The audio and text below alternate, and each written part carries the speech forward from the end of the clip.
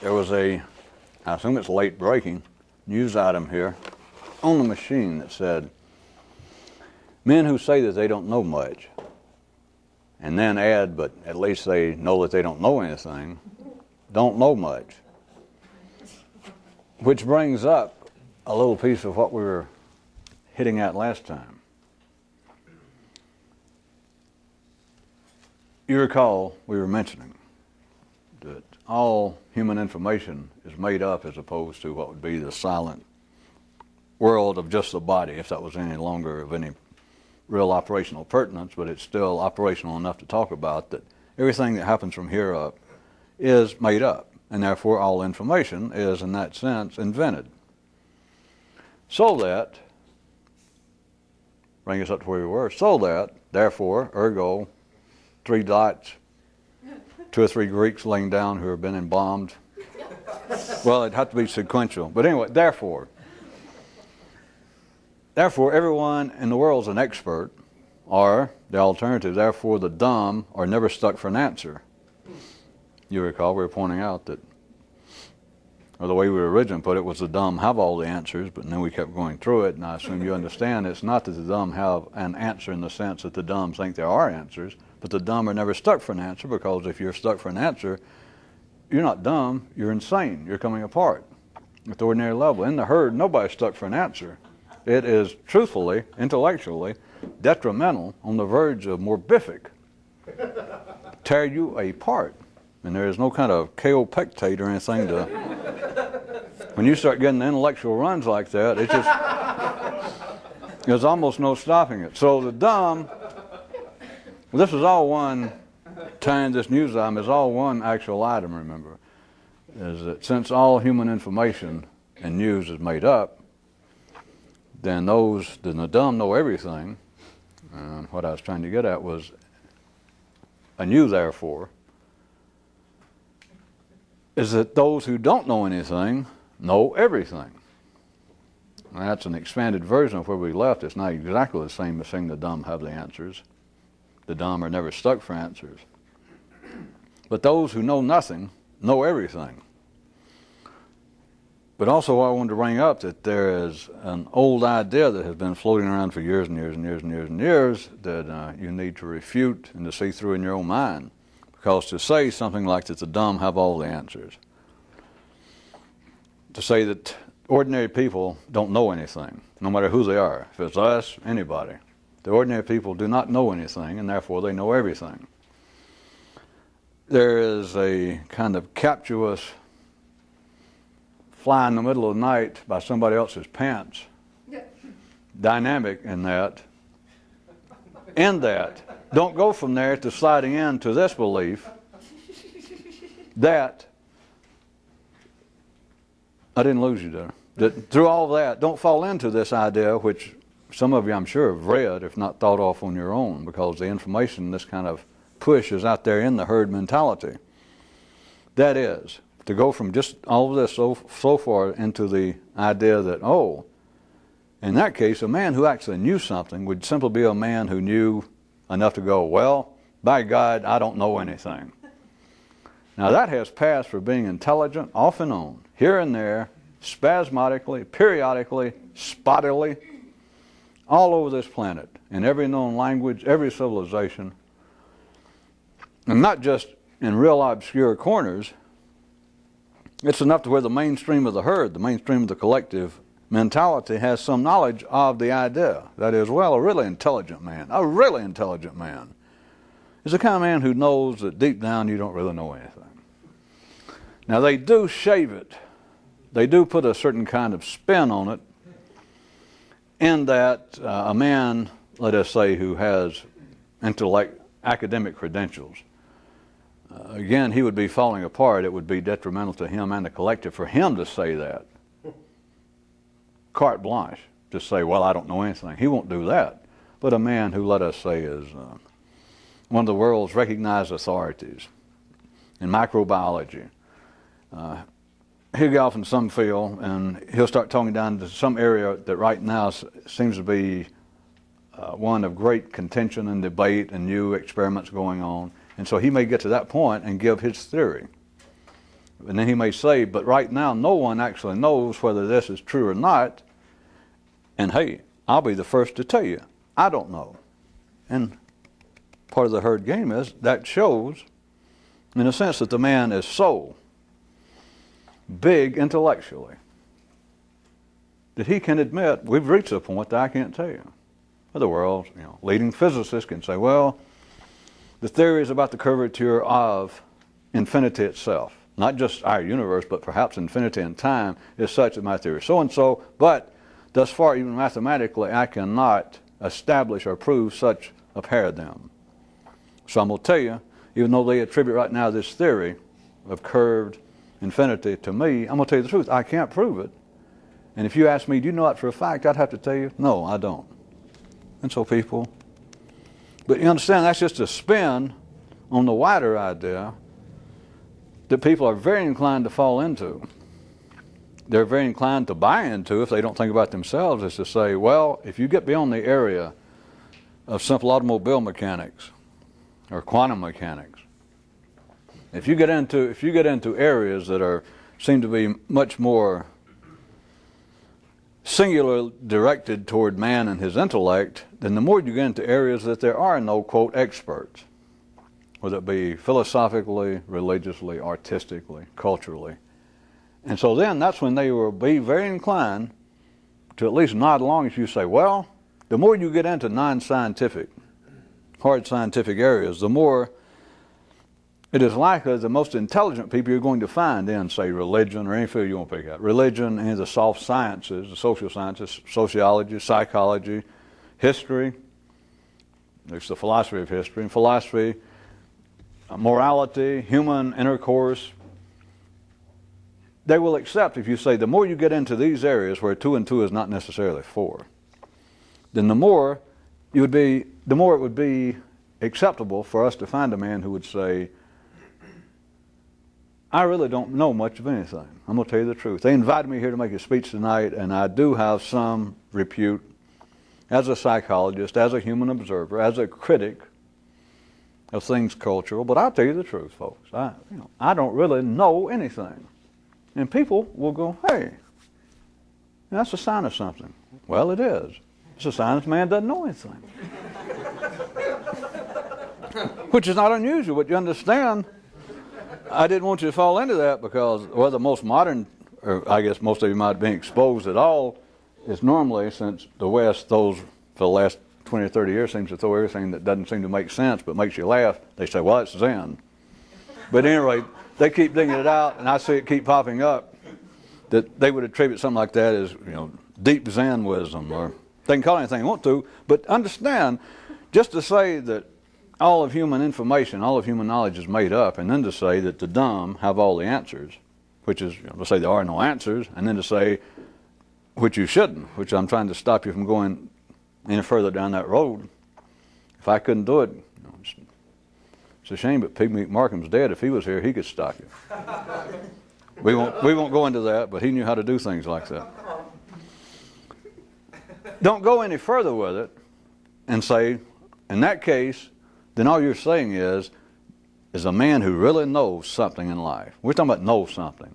Not has a degree in mathematics, but a man who knows something is the kind of man that's going to say, I don't know anything.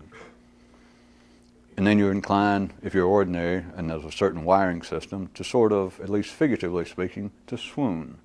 Oh, what a guy. A man who knows something knows something. What makes it interesting and why it flies for all this time is,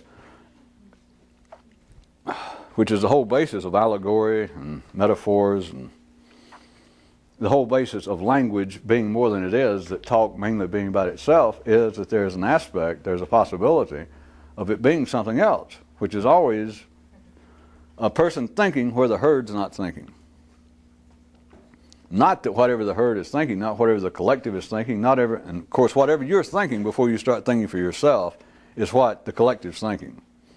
Don't waste your time wrestling with that and saying, well, wait a minute, you're addressing X number of people here, and I happen to know half of this audience, and half of them are college graduates, and half of them are from the northern part, the northern hemisphere of this country, and I myself, which I never knew how somebody was anything other than I myself, but I didn't major in rhetoric or grammar. But somebody say, but I myself am from one of the southern hemispheric areas, and I have no education at all, and plus I'm of a different religion and background, and therefore whatever I think, it's got to be different from what everybody else thinks. Wrong.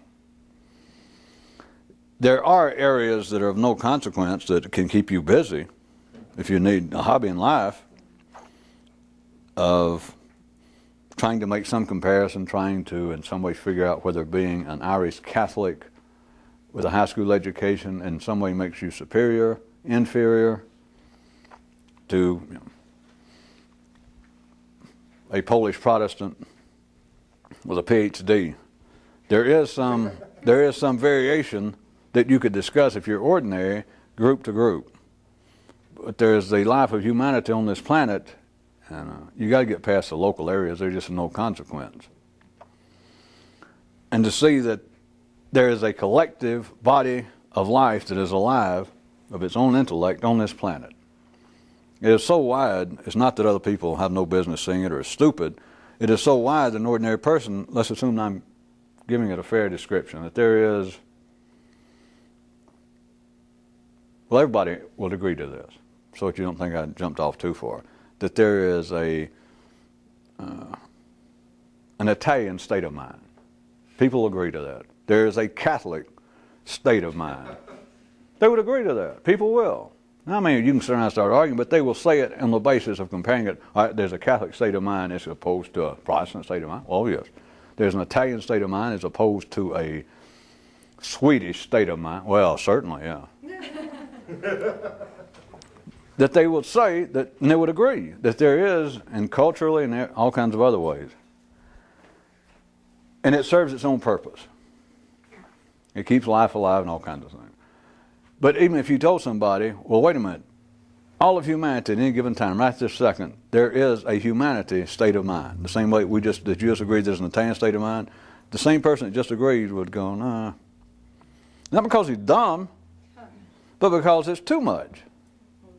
Even if they said, all right, I believe you. For some reason I believe you, so okay. All right, I believe that. But then they're stuck with, what the hell are you going to do with it? What does it mean? It's too much. Ordinary mind can do nothing with that. It's why you've got the locals. When you have the fragmentations of there being intellectual, Italian or Polish or Catholic or whatever. One generation state of mind. A 20-year-old generation, there's a 40-year-old. Tall people state of mind. Fat people. Women's state of mind. Men's state of mind. Operation at that level, there is such a thing. And it's meaningful to them. But if you got them to say, well, wait a minute, if you told them, well, if that's true, there's got to be a human state of mind, them go, yes, all right, I agree, there's got to be. I never thought about it. But then their look would be like, so? Because there's nothing they can do with it when they're in the state of mind that finds the earlier fragmentations to be meaningful. Then if that's where you are, if that's where you think, then to say, well, there's a human state of mind, it means nothing. They just can't do anything with it. If anybody ever needs any sort of cutoff, I'm sure you don't, but I can't resist throwing it down. If you ever wondered whether there are actual people out there in the public that know anything, as long as they will speak passionately, and you can feel it, and anything that has to do with provincial, parochial, nationalistic, jingoistic, racial, nationalistic, neighborhood, aspects of life or divisions, anybody who's speaking that don't know anything. Pardon the English.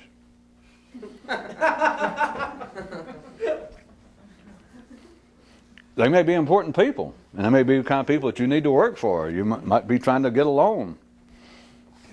But they do not know anything. But you also understand by now, this is not an attack, and it's not to say they're wrong, because knowing that life is divided in important, meaningful ways into nations, into races, under religions, and now, of course, it's become very important sexually. The politics of sex. And it can be proven. I can stand here and prove it. I can wave the banner, but as long as that's important, then it is important. And as long as you think that's important, if that's where your mind is, even if you could theoretically agree that, all right, there's got to be a human state of mind, even if you agreed to that theoretically and thought, well, there's got to be, I never thought about it, but there's got to be, and you tried your best to put a monkey grip on your own brain and say, all right, now what are we going to do with this info? Your brain would go, ugh, because you can't do anything with it. It's too much. Back to where we were. The whole idea that there might be some other way to think is based upon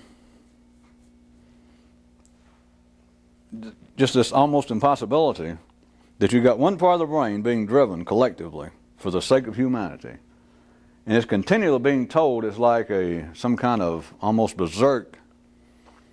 I have to twist history around. It's like Ferdinand and Isabel went looking for Columbus. He didn't go looking for them, and they keep trying to push him. You know, go. And he thinks, where? I made that as obscure as possible.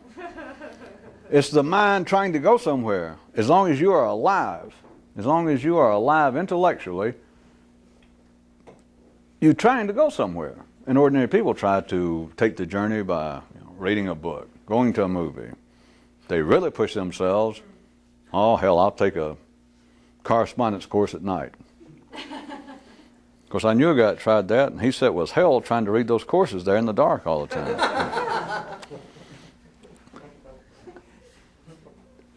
The thing is, the mind says it wants to go somewhere if you're alive and just fairly sane, but it doesn't know where. And if somebody came along and said, hey, I'll tell you where it is, and you tried to tell them, if the mind could see that, it would already be on the way.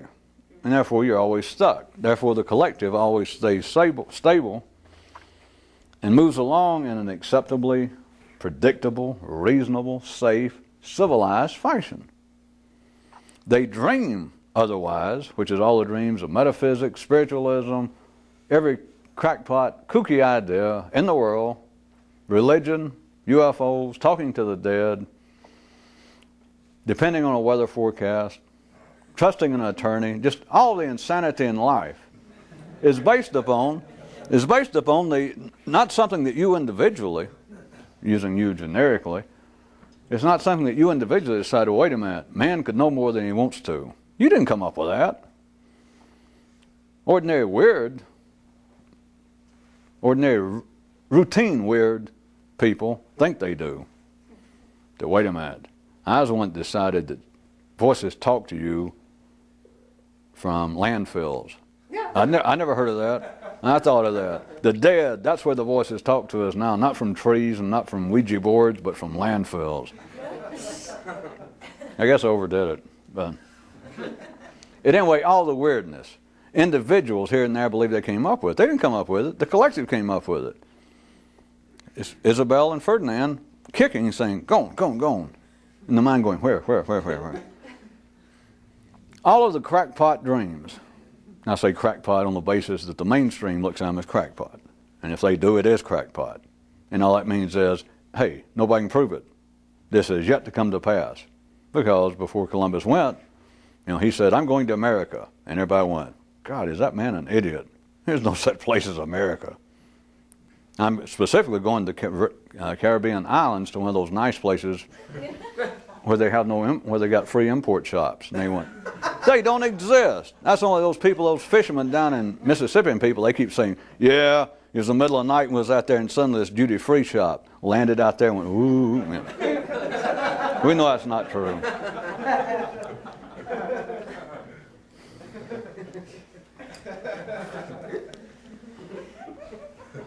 Back to how the ideas originate, the dynamics.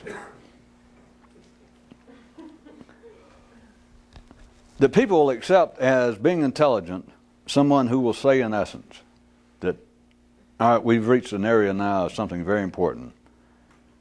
And I know that you people look to me, I'm playing somebody's part now. Let's say I'm some great spiritual person. How about that? I know that all of you people have come to me and you look for me for the information about what happens specifically after you die. And they all wait. He says, I'm going to tell you as your leader. As the fount of all knowledge, I'm going to tell you the truth. I don't know specifically. And they just, people, oh, how fortuitous, how serendipitously favorable it's been our luck to find this man who admits that he doesn't know. Extracting any possible sarcasm from that, from your ears. Do you understand? I just made an extreme example. That because a man says he doesn't know anything, doesn't prove anything other than he's sane from the ordinary view. Because if he was not sane, and there are people around like this, it would back to that same kind of scenario. Yes, I'm a spiritual teacher of some kind. People say, what happens when you die? And the guy says, I'm glad you came to see me. And then he starts giving you details about exactly, within 30 seconds after you die, you hear this noise that goes, ooh, and you begin to see flashing lights. And you look, and it's saying, duty free, duty free, duty free. But you notice that is not the mainstream of life. That normally ends up being so-called cults. Because if a man says, I know exactly what happened. I know exactly what happened. And he starts that. If you're mainstream, just ordinary sane, you know, hey, the man's an idiot. The man is nuts. Notice the protection. It keeps life sane. It keeps life stable. It keeps things predictable. And it keeps I'm finally getting somewhere, believe it or not. It keeps the collective, the sane people that run the world, the herd. You understand? It keeps them from pursuing anomalistic trails such as falling off some crackpot somewhere that says, I know exactly what will happen. I have the answer to everything. And such a man will always have a few followers. It's like people know there's a flood and they'll grab at anybody's ankles. Notwithstanding the fact that the mainstream can never figure out how in the hell do fanatics get anywhere. If you're a fanatic, you'll always have 2 or 3 people at least grab you by the ankles. But the mainstream understands anybody that says that they know exactly what's going on. They understand. No, I say they understand. Life is wired up collectively. The mind of man collectively is such that ordinary people, the herd, would fall apart. The collective consciousness and intelligence of humanity will not pursue somebody that says, I know exactly what's going on. They will not. Never have. But notice, coevally with all of this, inside the herd is the belief, the collective intelligence of the same people, whether they go around talking about it and speaking in manners philosophical or not. If you ask just anybody, mainstream intelligent, do you believe that there's more going on to life than we just getting up every day and going to work? Yeah, I do. Do you believe that even us individuals, our brains, just our thinking, do you think we could probably be better people than we are? Without a doubt. So that's in the herd, that they would like to be more than they are. The individual members of the herd would like to be even free from the herd in a sense. But the great balance within that is that if you tried to tell the herd, for some reason, if you got everybody's attention, the sane, the collective intelligence of humanity at any given time, and you said, all of the weird ideas about talking to the dead or flying saucers, you guys are correct, it is insanity. And they go, well, we knew that. But then the idea that there are things we'll never know, and that the only people that might know them are those who say they don't know them. Yeah, we know what you're talking about. Well, it's not true. Individually, not collectively, but you're speaking to them collectively, see? And they're going, yeah, we're listening. Individually, there's a place inside your own nervous system that you can move that renders all the rest of this moot. It doesn't make it wrong, but it takes that which is insane and it goes past it. It takes that which you know is at the very least improbable, like most religion, yeah. We'll pretend I'm talking to contemporaneous people. That most religion, is a little too much. I go, yeah. But then the kind of ideas that you have normally been just sort of rejecting out of hand, like flying saucers and talking to the dead, yeah. All right, what if that represents something else? Well, maybe. You say, not collectively, and not anything out there, but what if all of this is based upon the fact that the individual members of the collective, that the intelligence of the collectiveness of humanity continues to expand. All you got to do is have some belief in history. Or nowadays things go so fast, all you got to do is be 40 or 50 years old. And you've seen what amounts to history, what used to take 200 or 300 years, that you've seen happen in your lifetime. That kind of almost quantum discrete move with what they're doing in space and technology and science. And so a person can say, all right, there is no doubt that the collective intelligence of humanity, if humanity has a collective intelligence, it is expanding. I can see it in my lifetime. Okay. What if it is possible individually that somebody here and there can do it? Individually. And let's again assume that they might go, all right, I cannot say that I don't feel some favor with that. But then what are they going to do with it? Because if you're thinking from the collective, if you were born if what you are now, if you're thinking, there was a news item that said that which is born into the collective cannot escape from the collective. And so if somebody heard all of I just talking about, an individual person in the herd, in the collective, heard all of that, and said, yeah, something strikes me that should be possible individually, you could move, you could expand your own mind, your own intelligence individually. I've been thinking about that. Maybe I'll go home and work on it. Maybe I'll undertake attempting to do this myself more vigorously. There's nothing to do with that. There's no way to escape from that because there's nothing wrong with it. There's no imprisonment. There's not any form of criticism of the collective thought of man at any particular time. Any criticism of it, it could be very low level, but is at least a small sign of the critics' brain pimples.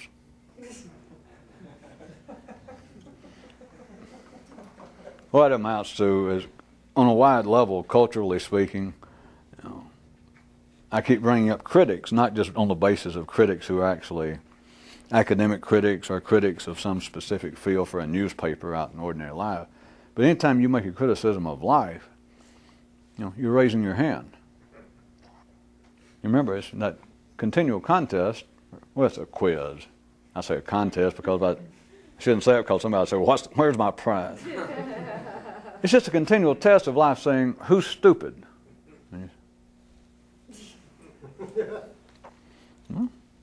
What are class clowns for? If you can't get attention from being intelligent, make rude noises.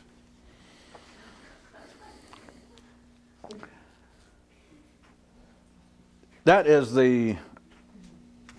from the view of trying to do something individually yourself, see, that is the unfavorable effort of being critical, because it's just a form of saying, I will work on what I think now. I will sharpen it. I will refine it. I will engage in some kind of remedial effort intellectually with what I think now. But once you see it, what you think now is not what you think. What you think now, if you're sane, which we assume you are, what you think now is what the collective thinks. What you think now is what humanity's intelligence is thinking. It is absolute folly. It's a greater confession than being critical. It's to say, I will change what I think. Because anytime you say what I think, you're actually holding up both hands. But how, assuming some of you follow that, how in the hell could you ever make any sense out of that, much less prove it? Of what business does a fish have to know that he lives in water? I mean, there are two or three ways to rephrase that. Can you prove it to a fish? No. But even if you could, what need does he have to know that he lives in water? If in some way you could hypnotize a fish, change his brain right quick, and make him realize, I live in the water. That is, what I take to be the environment, what I take to be not me. The good old equation of I plus not I equals everything. Infinity, the universe. And you got a fish to know that. You said, all right, the not I. You know, everything that's not you, and the fish. We're now talking to an intelligent, conscious fish. And the fish says, yeah. All right, everything that's not you individually, yeah, then that's not you. So you and not you equals everything possible. Gotcha. And what if you point out to him, there is no such goddamn equation. Not operationally, because you and the not you, you and the environment. I have news for you. Have you ever seen a tango, or as they used to call the tango in Tennessee, western Tennessee, belly rubbing music? Have you ever seen two people at a cheap hillbilly joint, about half drunk, it's closing time, it's the first time they've been out together, and they're dancing as close as they can without being publicly rated X? That's nothing. Did you understand that the fish would finally understand the water and I, to discuss them in to even have two different words? I never realized it is extreme folly. Because you can't separate it. Take a fish out of water and say, all right, I have supernatural abilities, fish. I can separate you from the environment. All the things that bother you. You know, other fish are going to eat you. Other things are after you all the time. Yeah. Sometimes it gets too cold. Yeah. Sometimes there seems to be some kind of sticky stuff. I mean, there's all kinds of problems in life. Not in you. You're all right. Yeah. But it's, you know, all this other stuff. Getting your, you know, your in-laws show up. Yeah, tell me about it. You know, they keep raising the price of, you know, fish food. Yeah. All right, I got a magical ability, and you put your hand down there, and you pull the fish out of water. You separate him from all the not him. Hey, now is he happy? Well, I don't know. Do you call Dad happy? There is no operational distinction between a person and their environment in the widest possible sense. So how could you tell the ordinary mind that what you think now, what you and everybody starts out thinking, is what the collective is thinking? It is what the intelligence of humanity is thinking. And for you to say, well, yes, that's what I'm thinking. And if you try and somebody to say, well, that's what everybody's thinking. Remember, the dumb are never stuck for an answer. That is, the sane, ordinary people, because they say, oh, no, I've listened to what you've been saying. That's not true. And I've been to school. I read the newspaper. I listen to commentators on the news. I've tried several different religions. And I don't take everything everybody says. I pick and choose. I think for myself. Out of what selection, may I ask? Which we've reached the point again, I not only told them a little bit new, I told them way too much, because the mind goes, what? And I say, well, you say that you pick and choose and that you're nobody's fool. That's right. And that you do not simply take one political argument, like you're not simply conservative. Oh, no. And you're not simply liberal. No. No, in fact, I pick and choose. I say, waiter, what's your name, Carl? Well, bring me a 2 from column A and maybe 3 from column B, because I think for myself. And at once I was Catholic. And then I went to school and I hung around with people and I started smoking weird plants and I became an atheist. And then I realized, well, that's silly. So now I'm an agnostic. And the person, what they're explaining to me is that they do not simply, out of hand, accept or reject the information and the ideas available. You understand? And so they would say, well, what you're saying is spurious to me. Because I know the kind of people you're talking about. You're talking about people who just, turn on a conservative radio commentator and they'll sit there for an hour. Or you go see somebody out at watching some psychologist, some feely-good psychologist talking about how we all been bruised and traumatized and et cetera, and you look out in the audience and you'll see these people going, yeah. And this guy I'm still playing goes, hey, I ain't one of those clowns. I'm no jerk like you're talking about. Because now I've been around, I read some of those, and I'll listen to this argument, I'll listen to that, and I'll weigh it carefully, and I'll think about it. I may not always be right, but damn it, I'm thinking for myself. Again, may I ask you, sir or madam, you're thinking for yourself on matters taken from what menu? What is a fish going to think about except the water he's in? Well, see, I'm having as much success with you as I am my imaginary person. In fact, my imaginary person I had more success with because I can put words in his mouth.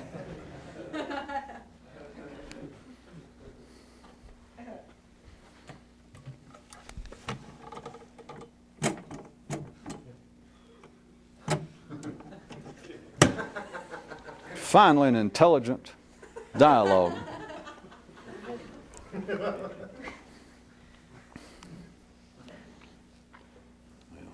Where I was trying to drag us right up to again, to end it. Do you understand there is absolute rational, rhetorical, grammatical, scientific, psychological barriers. And it has to do with electrochemical energy. Barriers to getting a person's ordinary mind past the collective. So that a person could play the game I just tried to play if I didn't get too confusing with you. That an ordinary, smart, intelligent, educated person could say, listen, I've heard all this tonight. And I got some idea what you're talking about the collective intelligence of all of humanity. But I do not buy into one particular school of thought in any field, religiously, artistically, scientifically, culturally. I do not. I pick and choose. But you pick and choose from what the collective thinks. That's why there are opinions in the herd. It's so that other people can listen and go, well, I agree with that one, I don't agree with the other one. There was another news item, if you didn't see the connection tonight, that pointed out that there are opinions for one good reason. There are choices for one good reason, was the way it really went. And that was to give the mind something to do to keep it busy and out of trouble. And the more intelligent, the more apparently, the more assumed intelligent someone is within the collective, the more they will give voice to them claiming to be more choosy. That they will, just what I'm talking about, that they do in some way plow the seas, plow the field, looking for kernels of truth here and there, so that they may make up their own mind individually.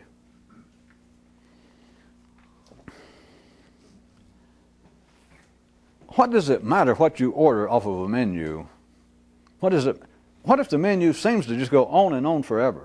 What if you sit there and the menu is so long that you look at it and you're intelligent enough and you figure, well, you know, I can't sit here constantly read this menu forever, and just look at the size of it. My impression is that I might not live long enough to read it all.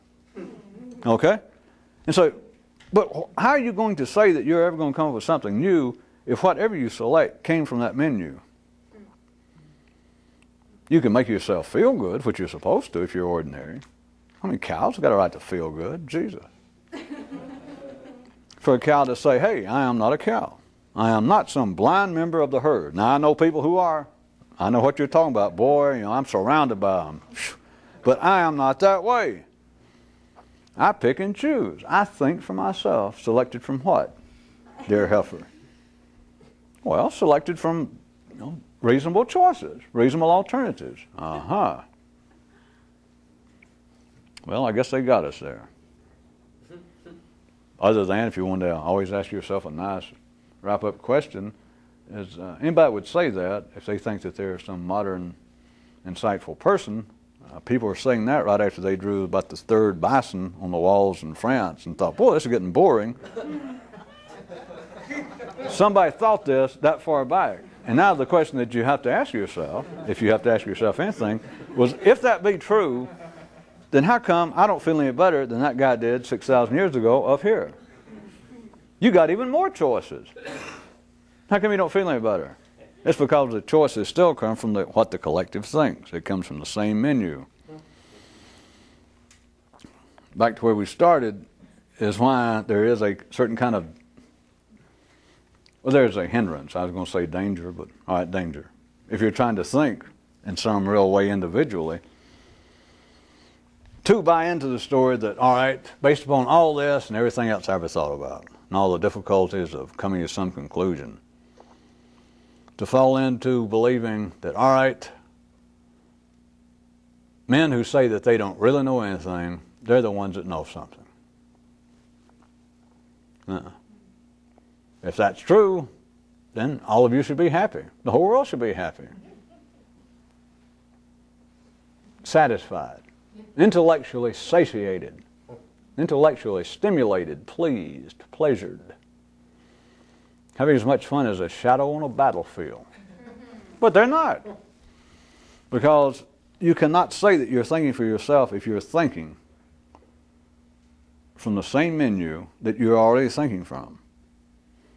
You can keep singing the items back and forth. You can go from being a Catholic to being a Jew, from going to being a conservative to a liberal. You can keep, when they bring out something, you can let it sit there on your table for years and years. You can eat at it, you can chew on it, and you can call, hey, take that back. I'm no idiot. I'm not paying for this crap. Bring me, look over here on this column. Send that back and bring me the other one. And they leave, and then you look at, I say me, you look at you and go, I don't know who they think they're fooling with. That's not what, I read the menu when I ordered that, 20 years ago, 20 minutes ago, and it said right here, blank, blank, blank, pudding. And I've been chewing on that thing. I've been eating on it. I roll it around my mouth. I spit it out and I put it back and I chew it. That's not it. And I'm no idiot. You're not going to push me around. Take this damn thing back and bring me. Let me try this. That's thinking for yourself at that level. That's at the level that if you suddenly, while he's back and forth weighing the reading you, what, do you really know anything after all this? And the guy said, well, I may not know anything, but I know this. I know that I don't know it all yet, and I know that I may not know anything, but hey, do you see what I'm doing? I'm working on it. Huh? I'm sending that stuff back. So if they bring me out some more stuff. At least I didn't say crap or shit. That which is born into the collective cannot be freed from the collective. It's not that what the collective intelligence of humanity is thinking is wrong. It's just it's limited. It has got to be stable, it's got to be sane, and you can be an expert in that field and still not know anything. And I say can, trying to end the evening on a magnanimous note. Da. The key of M flat.